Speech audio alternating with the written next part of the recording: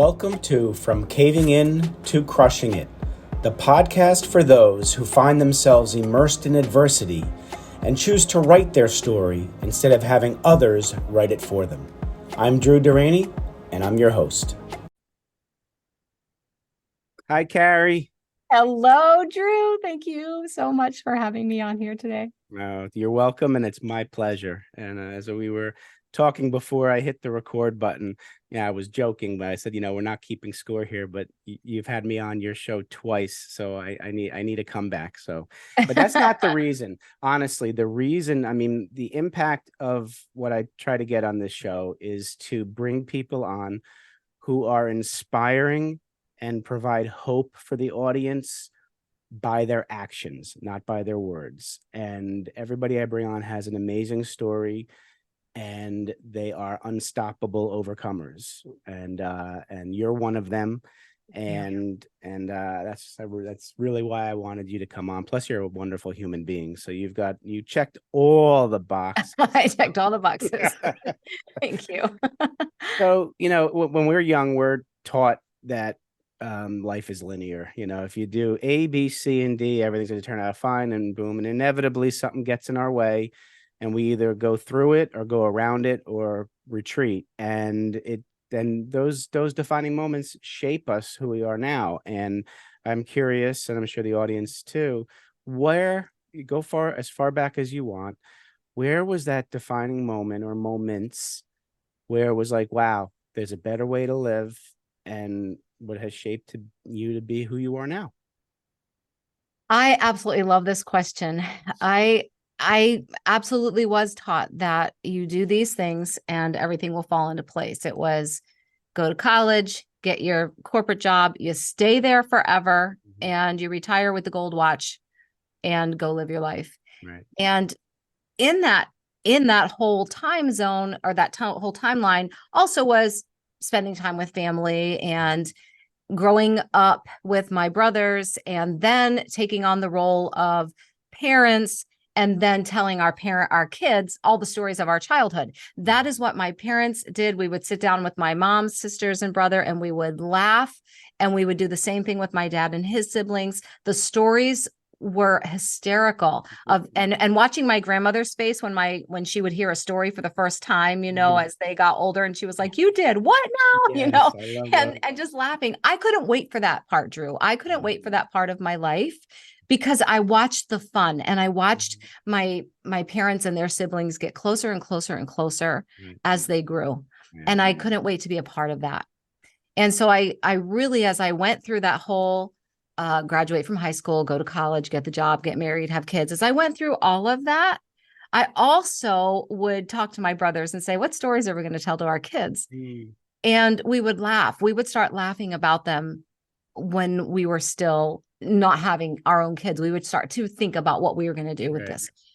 And this, I had this vision. From the time I was a little girl, I had this vision of the three of us sitting on one of our front porches, drinking coffee, laughing over the stories while our grandkids begged us to tell the story one more time, And I had this vision, and it was so real that I could, if I thought about it, I could smell the coffee in our cups. I could hear the giggle of my oldest brother. He had the best laugh in the world. And then when I was graduating with my MBA, the year I was to graduate with my MBA, in fact, the month I was to graduate with my MBA, my oldest brother was diagnosed with terminal colon cancer. And he was 45 years old. And it stopped me in my tracks. And we embarked on 3 years of his cancer treatments, 1 year that was really good. And then when the cancer came back, just a horrifying time of watching him fight for his life. And in May of 2010, he lost that battle. But before he died, 1 week before he died, he had gone out to breakfast with me and my husband, and he was sitting across the table from me. And he was struggling to just drink orange juice at that point. He was skin and bones. And he reached over and he took my hand and he said, "You have put yourself in a prison. And the only person who holds the key to the cell is you. This prison is called corporate America, and you're holding the key. and you're hiding your gifts, the gifts God gave you. You have this gift, and you have to promise me that you'll spend the rest of your life helping others choose life while they still have life to choose. And I promised him. But I had no idea how I was going to fulfill this promise. Of course. And so that my brother's death was the first part of that defining moment. Of course. But a few weeks after he died, after we buried him, I had a dream. And in this dream, I walked into a restaurant. My brother was sitting there with his back to the door, but I knew it was him. I just knew it was my brother. And I could hear his voice. I mean, this dream was technicolor, techno sound, techno everything. And I walked over to him and I kept calling his name. You know, I'm hitting his shoulder. He is completely ignoring me in this dream. And so I finally went and I stood in front of him and I looked down at him and I was like, why won't you talk to me? I just want you to come to our house for dinner. I miss you, Billy. And he looked up at me and he said, I can't talk to you. I can't talk to you because I died. Don't you remember I died? I'm only here to give you a message. Life is short, little sister. Choose wisely. And I woke up with such a fierce energy. I just knew what he was saying was your choices are not good right now. You're not making a wise choice. You're hiding your gifts. You're keeping yourself in a prison. You're not happy. You're not doing what you were put on this earth to do. And at any moment, your chance could be done. Wow.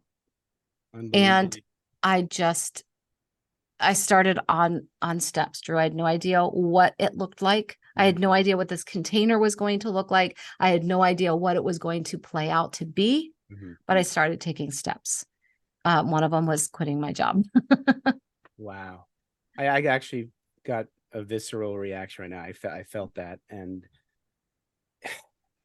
it's amazing how sometimes it takes something that big to jar us. And there are so many signs along the way that we miss because we are wrapped up in a belief system that's not real.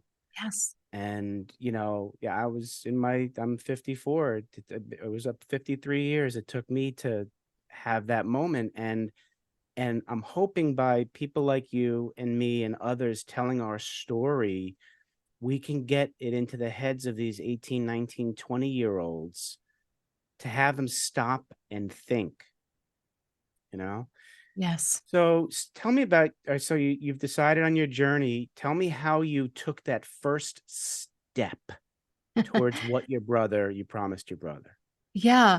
The first step for me was taking back my health, making sure that I was moving my body and drinking water and dropping excess weight and really tapping into taking care of my body so that I could do these things that I wanted to do, right? We can have great goals, but if we don't take care of this physical thing that houses who we are, we're not going to be able to do it.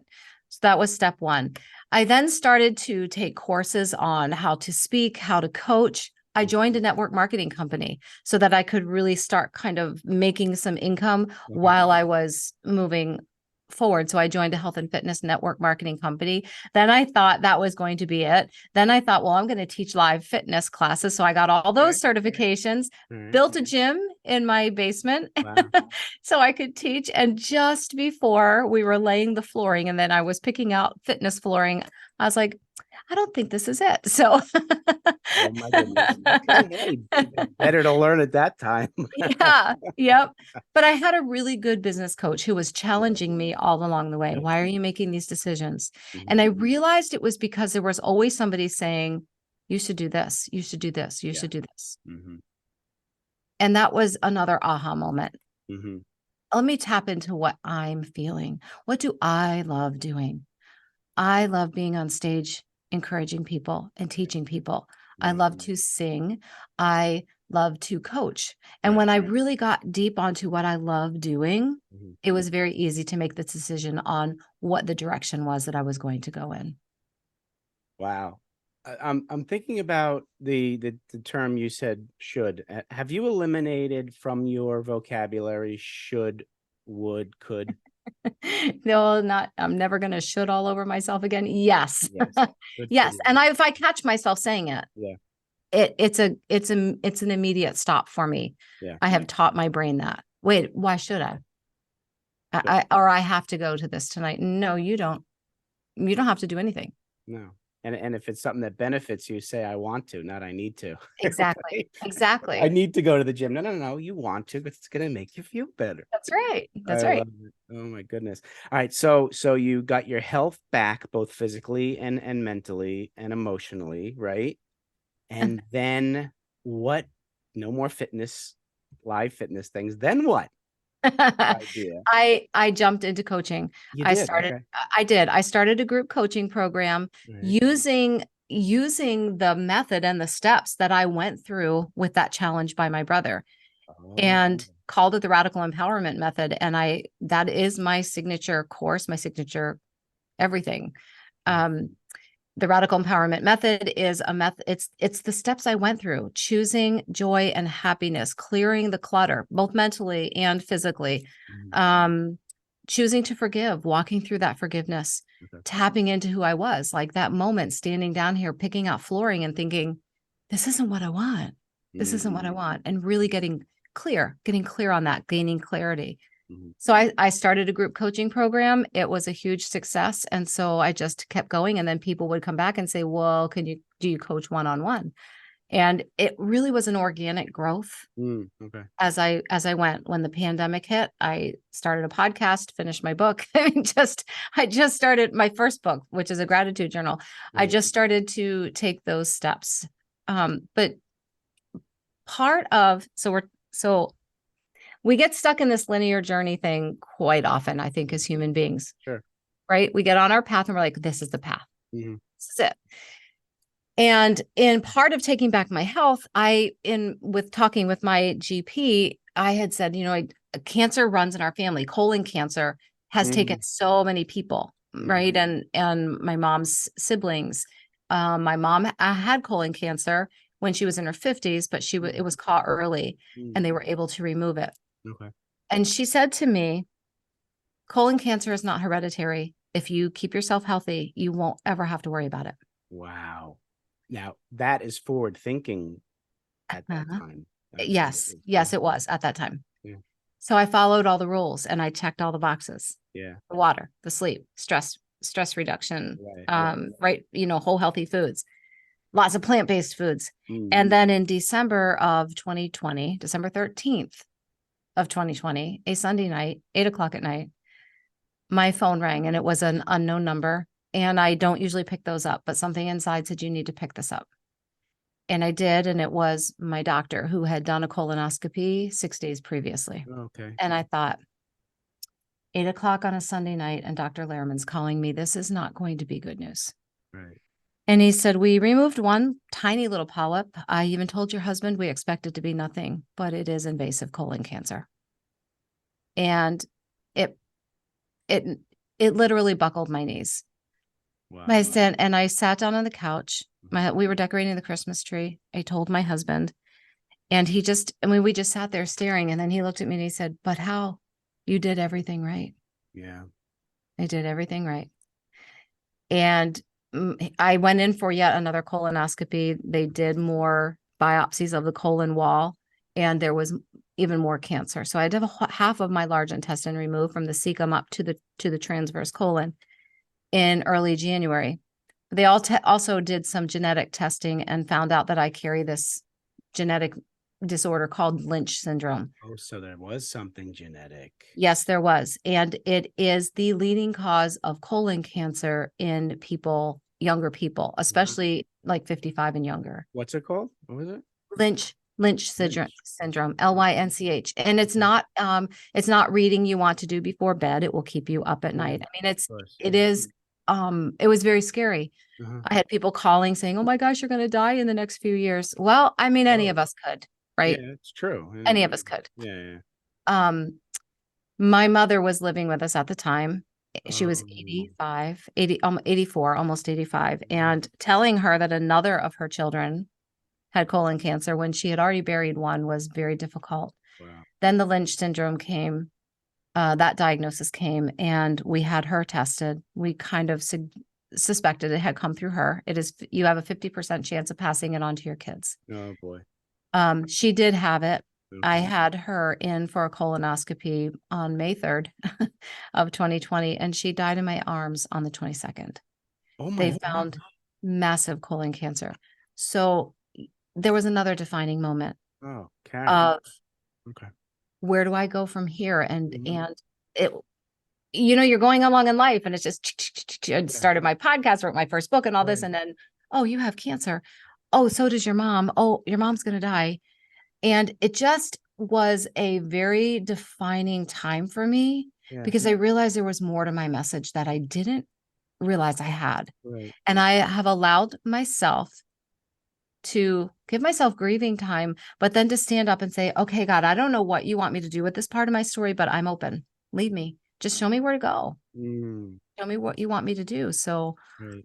I have been very involved now with cancer organizations and helping people process those emotions. Hmm.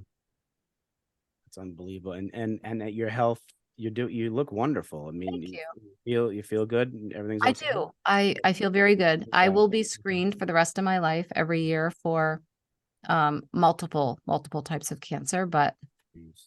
every day I wake up, I take it as a sign that I have more to do. Wow. I'm late for I need to go get my colonoscopy because my mom's sister died at age 43 of colon cancer.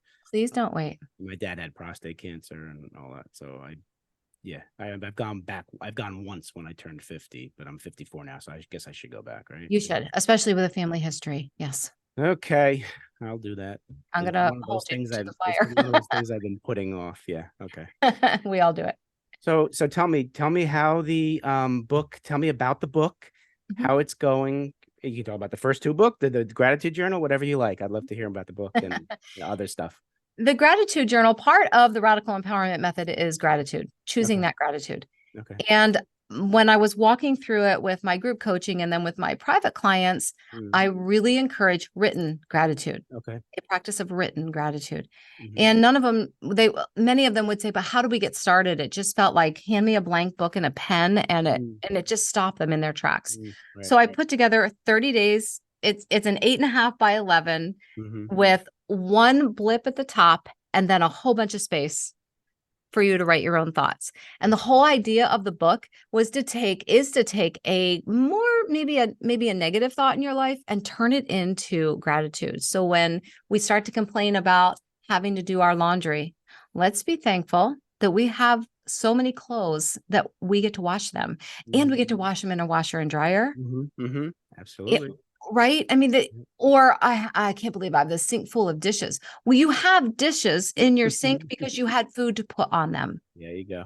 This is not Absolutely. so in many parts of the world. No. Yeah. And so I wrote that. And then the radical empowerment method, I finished after my mom died. I sat down and before she died, she said, you better finish that book. And so I did the summer after she died. And that is, it starts with clearing space and then it goes all the way through till it ends with changing and choosing your path. And in that in between, we talk about laughter and joy and gratitude and forgiveness and how to tap into those to create the space in your life to step into who you were created to become. Because we can do and just keep doing things, but if there are things that don't matter, Mhm. we're not stepping into who we're becoming. We're just on autopilot doing all the things we should. Absolutely. Absolutely. I love you address forgiveness, which helps get rid of your concerns about the past, Yes, right? absolutely. Can't change that. And then you talk about gratitude, which kind of supplants you in the moment. And this Yeah. is all we can control is like the right now. Like Yeah. how do in the radical empowerment method, what conquers or gets you to control fear of the future? Mm. One of the things that I have my clients do Mhm. is and this is one-on-one or in a group setting or from the stage is to literally take that blank piece of paper and a pen and write one sentence. Wouldn't it be amazing if? Okay. And then you let your brain run wild. There are no limits on this. And then we go back with a highlighter and we highlight the things that really step out to us, stand out to us. And then we pick one thing. And that one thing is the thing we're going to really focus on. And when fear knocks at our door and says, you can't do that, I teach them to literally say, okay, fear, you're allowed to come on this journey because you keep me from driving off a cliff, touching a hot stove, Absolutely. grabbing the curling iron with my hand instead of, letting it fall to the floor. I've done that. Fear gets me to not step into those things, but you're not going to keep me from living my life. So you're allowed on the journey, but you must get in the back seat. Yep. And you are not allowed to touch the radio or the windows. You don't get to choose when we stop to eat or when we use the bathroom. You're just there. Yes. And that visual just helps so much, allowing people to, and it's not mine. And I wish I could remember who taught that to me. And for the life of me, I can't. I'd love to give credit. But it's brilliant. That visual of fear just kind of being in the back seat and us going into our future, not fearless. I don't believe that's real. No. You need a little fear. Yeah, because your risks need to be tactical and and not necessarily safe, but at least there's got to be some kind of logic behind your risk. It's a great motivator. It is. It really is. Stress is a good motivator, but too much stress, not good. Fear is a good motivator, but not too much, right? Not too. Exactly. And your message, and correct me if I'm wrong, is that you are driving the bus of your life. You control where it goes, how fast it goes, and how long you're going to be going. Yeah, fear does not dictate our future. So I love that, Carrie. That's awesome. I could talk to you forever. We talked about the coaching. We've talked about the book. Tell me a little about the podcast. My podcast is, as you know, we talk real life as if we sat down in a coffee shop and we started talking about what is waking you up in the morning, what is driving you, what's on your heart today. And those conversations can be anything from mindset to a physical product to cleaning your house. It's whatever is on your heart. And I tell people all the time, they will say, well, can you give me a list of questions you're going to ask? No, because the podcast is Coffee and Tea with Carrie Vee. If I invite you out for coffee, I'm not giving you a list of the things we're going to talk about at this coffee date. So we're just going to let this flow. Absolutely. And it's been a joy doing this podcast. Yeah, it's wonderful. I enjoyed being on it. Loved having you. Tremendously. Yeah. Thank you. Welcome. All right. So a couple questions I want to ask you, and then we'll get to how people can find you. Okay. So, Carrie, you have the opportunity to sit down with young Carrie, young 7 to 10-year-old Carrie, and you want to give her some advice about life. What are you going to tell her? So when I was young, I was extremely obese. And 7 to 10-year-old Carrie was probably about 80 pounds overweight. Okay. And she was afraid to do anything. She was afraid to go to birthday parties because she had to bring her special Weight Watchers ice cream and her special Weight Watchers cake. And the other kids laughed at her and called her names. And she was afraid to step out and do much of anything because she thought she wasn't worthy because she didn't look like the other kids. But 7 to 10-year-old Carrie was also carrying a secret of sexual abuse from a family member that she was afraid to tell anybody. And so she ate her feelings down. And so I would take her in my arms and tell her that the abuse wasn't her fault. And she could tell her mommy and daddy, and they wouldn't be mad at her. And they wouldn't disown her. And this person wouldn't get away with it. And it was okay for her to feel that grief and cry and love herself no matter what she looked like, because she doesn't have to be like every other kid. She gets to be who she was created to be. Wow. Thanks for sharing that, Carrie. Jeez. All right. I'm rarely at a loss for words. Okay. So now you put on a different hat and you're sitting with young Carrie, the young businesswoman entrepreneur, and you want to give her advice about business, what are you going to tell her? I would tell her two things. One, don't wait until you're ready to start. Launch the product, write the book. You don't have to be ready. You just got to take a step. And the other thing I would tell her is you are very impetuous, which I am, very gregarious, very impetuous. I jump into things pretty easily. And I would tell her to take the time to really investigate opportunities, not overthink them, but investigate them and know what she's stepping into. And if things don't work out, be willing to share your missteps along the way with others. Don't hide them because we all make those missteps. And if you make a bad investment, share why it was a bad investment. Right. Because you get to help others along the way.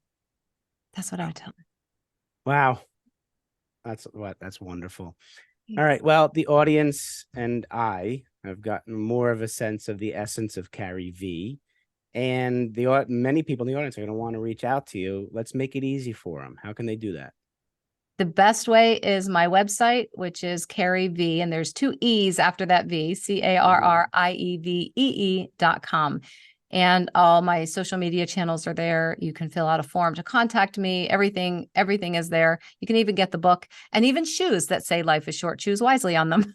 There we go. Absolutely. Well, Carrie, I am grateful you're in my life and that we're friends. And I want to thank Frank Agan, the wonderful Frank Agan, for introducing us. Yes. And I'm inspired by you, as are many other people. And please keep doing what you're doing, because you are making a huge positive difference and impact in people's lives. Thank you, Joe. And just like that candle, you are the light for a lot of people. So thank you. Thank you. Thank you for having me. It's my pleasure. Be well, everybody.